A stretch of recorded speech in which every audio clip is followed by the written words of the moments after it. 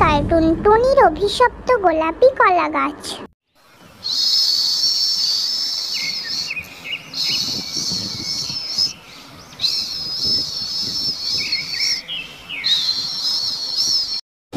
শোনো বাচ্চারা, তোমরা সময় মতো খাবার খেয়ে নিও। আমি এখন যাচ্ছি জমিতে, দেখে আসি কেমন ফসল ফলেছে আমার জমিতে।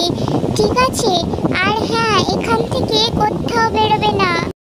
ঠিক আছে মা, তুমি নিশ্চিন্তে থাকো। আমরা এখান থেকে কোথাও যাব না, আর আমরা দুজনে দুষ্টুমি করব না, চুপ করেই বসে থাকবো ঠিক তোমার কথা মতো। এরপর টুনি তার কথা মতো চাষের জমির দিকে রওনা হয়।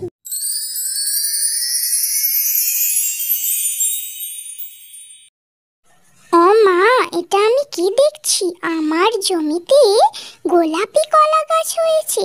নিশ্চয়ই এই কলা গাছের অনেক গুণ আছে, তবে আমাকে জানতে হবে এর রহস্য।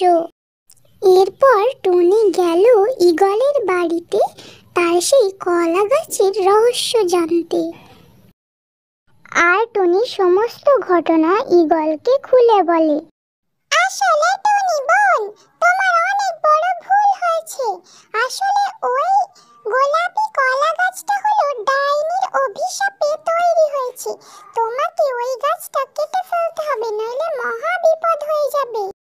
ঈগলের কথা মতো টুনি তার জমিতে যায়, গিয়ে সেই গোলাপি কলা গাছটাকে কেটে ফেলে আর তার জমিকে ডাইনি মুক্ত করে বাড়িতে ফেরে।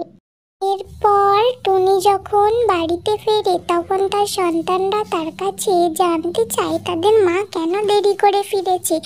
তখন তাদের মা সমস্ত ঘটনা তাদেরকে খুলে বলে, আর তারা চুপ করে সেগুলো শোনে।